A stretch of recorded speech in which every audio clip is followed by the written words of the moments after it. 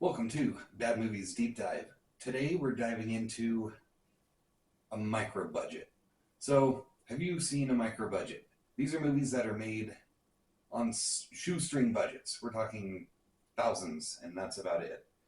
I have a kitty on my desk, and this is my second take because she wanted attention.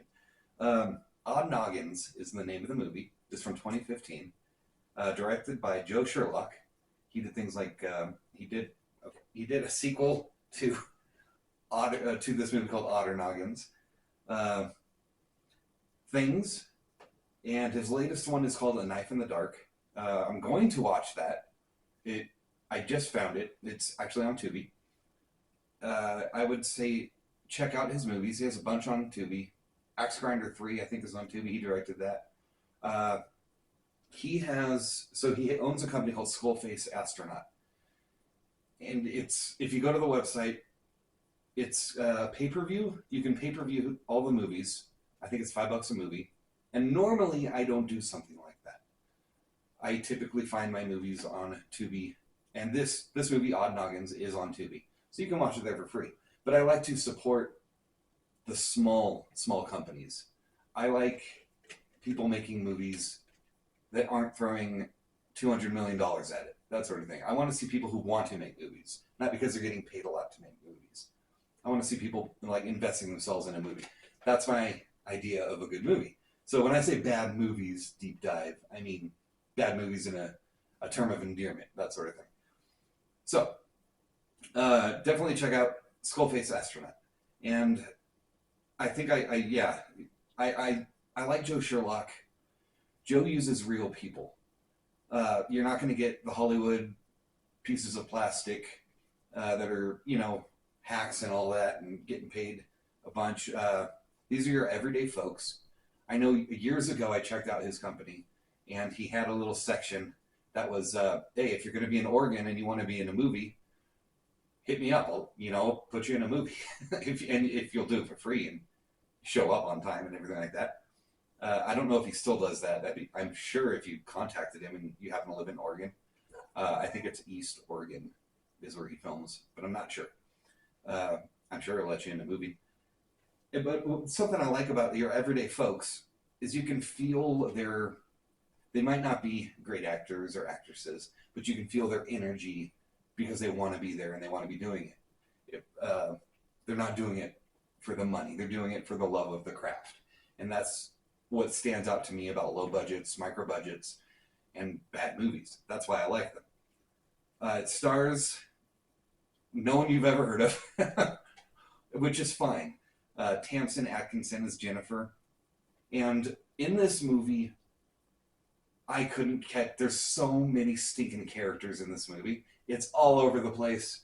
It's tough to follow. So you're going to have to bear with me when we get through it. So I'll name some of the actors and actresses, and maybe they'll ring a bell. Tamsin Atkinson as Jennifer. I have no idea who Jennifer was. Kimberly Lynn Cole as Miracala. Didn't hear that name in the movie. Jeff Dillon as Jeff Dylan Graham as Mike. I might have heard Mike. I'm not sure. I typically call them by something that I like. One guy looks like Bob Ross, so I call him Bob Ross. That sort of thing. One's a belly dancer, so I call her belly dancer. She becomes a stripper at some point. So, this movie is wild. It is stinking wild. It's all over the place. Has a ton of cuts. It goes back and forth. And I'll do my best with screenshots and clips to kind of bring you along with me, and so you know where we're at, that sort of thing. So, it opens with, the Odd Noggins opens with some guy explaining that the movie is going to be weird. So it's kind of like the director, okay, this movie's weird. We need to throw someone at the beginning to kind of explain it. So and it's kind of along the lines of The Amazing Criswell. If you know who he is, he did the openings, I think, of a couple Ed Wood movies. And it's along the lines of that, the creepy face, and he's talking and explaining it. And so it opens with, there's a screen, and it says, "We now return to the Channel 12 afternoon movie, Alien Housewives from Dimension 9. A woman wakes up in bed and is abducted by aliens They pull her intestines out, and then she wakes up. Oh, it was just a dream, and whatever. And she goes downstairs and she reads a magazine. The magazine's great. They actually put some detail into this. It's one of those National Enquirer magazines. He probably printed it on his computer, but whatever. I like it. It adds a little detail to it. And the TV is giving some exposition on aliens and how there's a UFO on a base, an Air Force base nearby, or something like that. The lady falls asleep reading her magazine, and so far all this woman does is sleep. She awakes with weird bruise on her arm, forehead, and shoulder, and she thinks she's been abducted, so she calls the alien abduction phone number that's in the magazine, and they don't believe her. They think she's trying to sell a story, that sort of thing. And she dials the entire number on an old rotary phone, like the old circles, like 9, 7, that sort of thing. Yeah. So she starts spitting up vanilla pudding. It's obvious it's vanilla pudding. I don't care. I like it. And there's vanilla pudding all over the place. It's all over her. And then her face is gone. They use like a kind of a crushed skeleton skull or something like that, covered it in vanilla pudding. I love it. It's great. And it was just a movie a different woman was watching. So, okay. So there's a woman watching a movie of a woman getting alien abducted who's watching a movie of a woman getting alien abducted. We're three dimensions in. What is this? Okay, it gets confusing. She gets a call. So the woman who had the pudding and everything, that was a movie. So now we have a normal woman, and she gets a call from her friend, and they're talking about going to Bob's Halloween party. Now, they reference Bob's Halloween party a lot, so I'm really looking forward to Bob's Halloween party, because I expect it to like just be some giant, huge ending. This is what I mean, though, when I say real people are used in indie films. This is not the typical woman you'd see in a Hollywood movie. This is your buddy Joe. This is his mom, sort of thing. This is any kid at school. This is their mom. And I think it's really cool that they use normal people. It's people you'd see every day. She hears something, grabs a knife, and ends up finding her dog, and it's Mrs. Doggy Pants. So this, okay, there's your R rating right here. Well, there's your R rating right there. So this lady gets naked and takes a bath. Again, real people, no plastic surgery, real people. A lot of folks wouldn't consider most of these women attractive. There are those. If you are a big, beautiful woman lover, this movie is for you. I'm telling you. So, and there's going to be a lot of it. The director really likes the bigger ladies. So, ladies in the bath. One of the construction workers having lunch, and it's obviously the director's garage, which is fine, because you go into a movie like this knowing, okay, it's micro budget. They're going to be filming in places that are free, that they have, so it's someone's garage. That's fine. And they're talking about the movie. They saw the movie that was on Channel 12, the alien pudding and all that.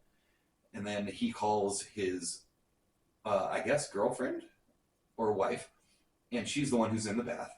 And they're talking, and she's trying to be sexy with him over the phone. Sure. Construction worker stops at a bar or something, and he's talking with a guy about the movie. They're really like talking about this movie. So this is a fantastic clip. Construction guy talking about a tough to watch movie. Maybe if it had big old boobies in it, it'd be more watchable. And then it pans over. And it's just these big old boobies in the shot. It's great. I don't know. Maybe if it had some big old boobies in it, it'd be more watchable. Yeah, maybe. And then what happens, though, is it pans over. I like the technique he does here. It pans over. You see the boobs, but then it goes back, and it starts following the woman that it panned to. and then the story starts following her. So it's a fun little continuation there. I like it. So now we're following the big old boobies lady, and she walks home and starts making out with a guy, and then pulls her shirt off. Cut to a new woman. Okay, there's going to be a lot of cut to a new person. There's a lot of that in this. To the end of the movie, they just keep adding new people, new characters. So cut to a new woman interviewing for a job with a guy in a black suit and sunglasses. The guy's weird. He talks like this. He's very monotone. She accepts the job and will be living at the house because she has to do. It's a medical thing, and she's going to be a caretaker or something like that. And the guy, she gets hired. And then we go back to the bar, and another new woman is doing a belly dance for a guy, and she's not unattractive.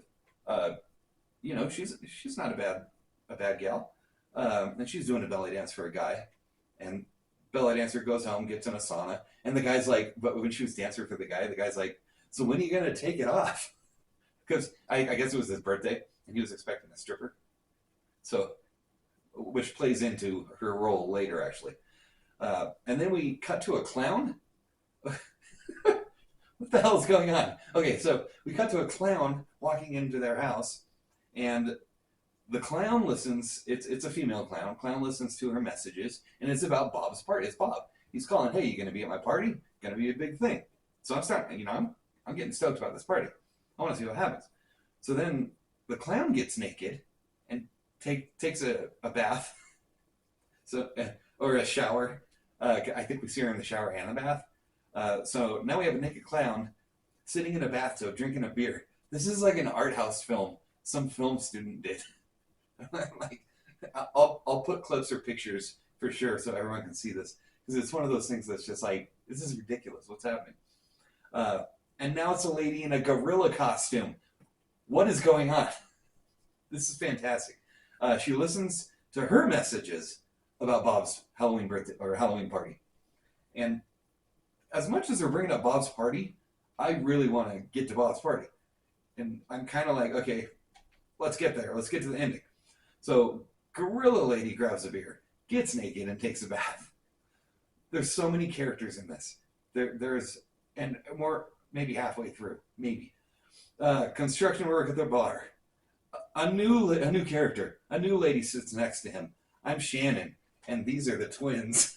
It's fantastic. I'm Shannon. Hi, I'm John. And these are the twins. Then we shoot back to the Gorilla Lady in the bath. Gets a call about Bob's party. So, okay, so they've been referencing Bob's party multiple times now. So obviously they're laying into you this heavy foreshadowing that something big is going to happen at Bob's party. So I'm expecting something big, Joe Sherlock. Give me something big.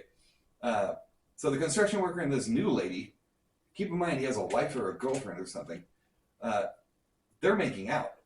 They go back to her place or something like that, and she says, let me slip into something more comfortable. Please, no. Here's the actress. Okay, thank goodness she has another dress on. Something comfortable was another dress.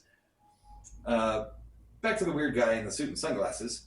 His cabinets are loaded with mayonnaise, and he eats it straight out of the jars. So he's one of those weirdos who only eats one thing, and it's just loaded with mayo, and that's his thing. And then, oh wait, no, we're going. Oh my gosh, the girl he hired is in the shower, soaping up her boobies, and he's going to town on the mayo jar, just big things of mayo, and it's probably pudding. Because there's no way, unless he was that dedicated to this role, there's no way someone's sitting there just chowing down on mayo. And then we go back to the belly dancer girl. By this point, I had forgotten about her. She has a bad dream that her husband is dead, and there's a skeleton. It's actually a pretty cool skeleton for a micro budget like this. It's not badly done. I'll show you a picture. And she screams and wakes up. It was a dream. And now it's her turn to get in the bath, I guess. And she's the one character. No, there's two. She of the two female who don't do nudity. She's one of them. and the rest do. I think. Yeah. And wasn't there a gorilla and a clown in this movie? Right? That's how so it's starting to feel like it's dragging on. Belly dancer is talking to an old lady about Bob's party.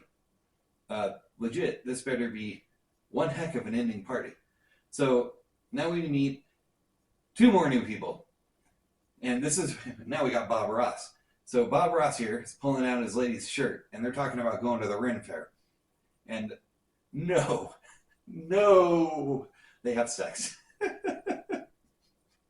Then we got back to the belly dancer, talking about being a stripper with the old lady. And this is the outfit she's going to wear stripping. And she comes in, it's just jean shorts and a shirt. Okay, that's fantastic. And now we have another new character. And it's a kid.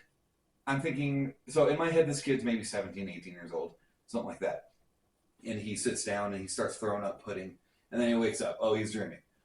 And he starts making coffee. And there's a guy behind him. I like how there's a guy behind him passed out at the kitchen table.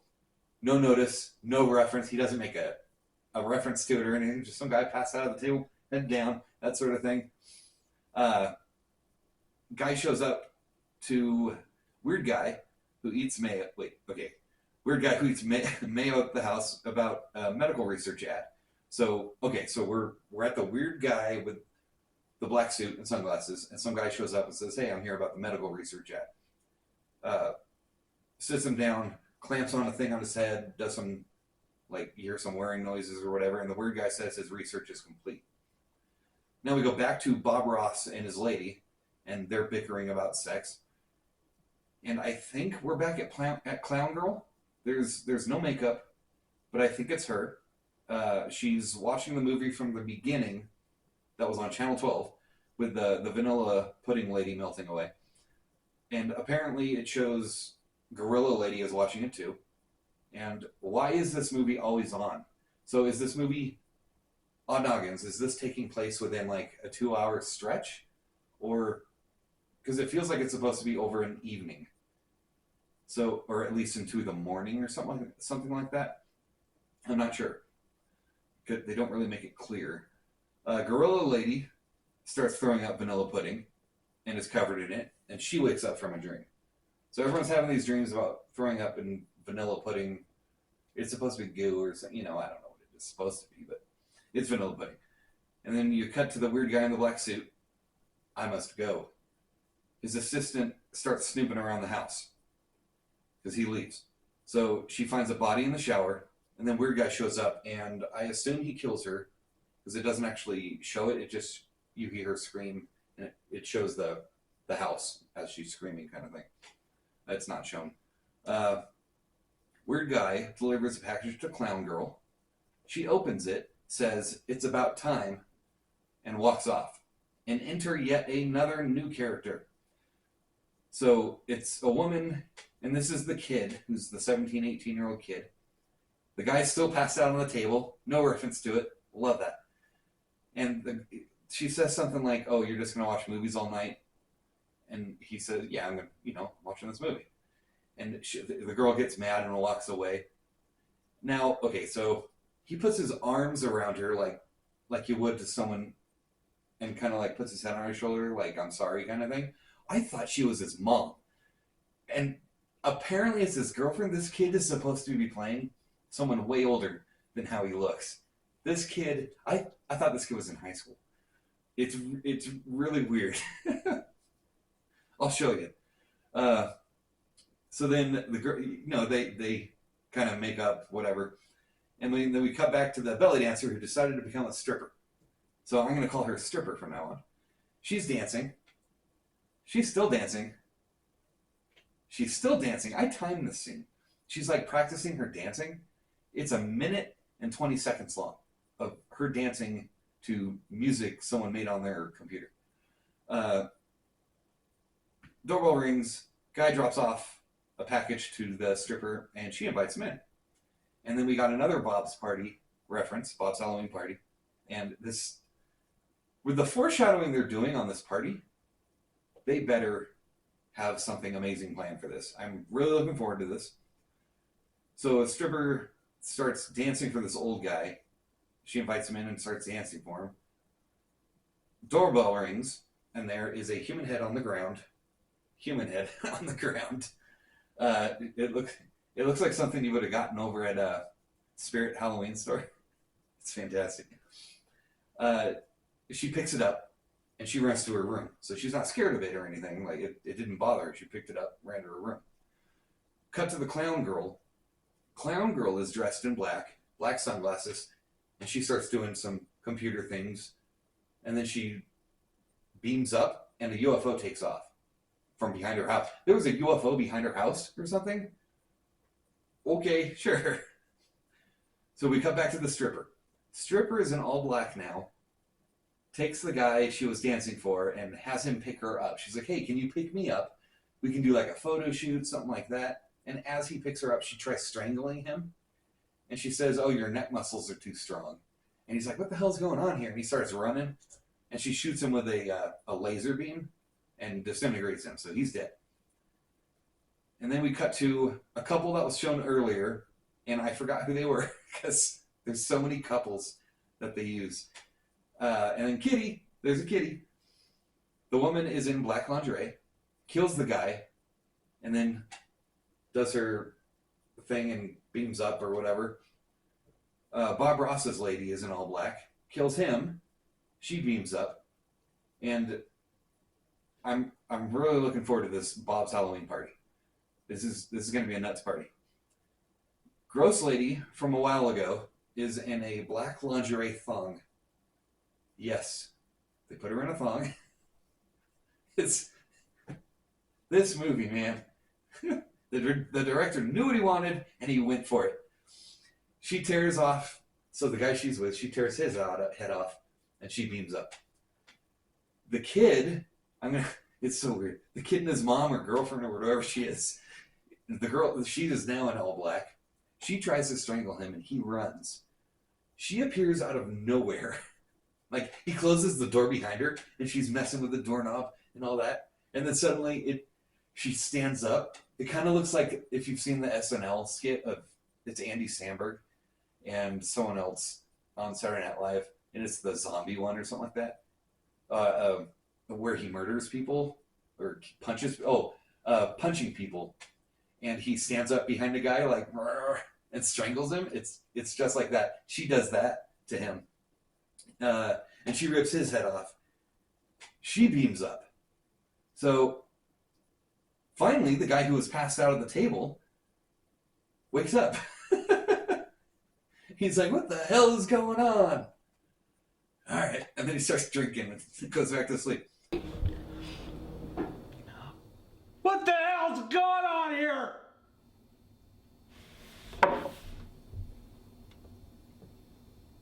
Shit. Gorilla lady gets in a hot tub. She sees the UFO take off. And the girls who beamed up to the UFO have their men's their heads in boxes, and the heads are still alive, and they show one of them. I'm assuming it's all of them. They show one head in a box still yelling. Fun effect, easy effect. You put a box on someone's head, around the neck kind of thing, and you have them look up, put some blood down there, and you got an easy effect. Someone makes a sandwich, so that's the end. They cut it right there.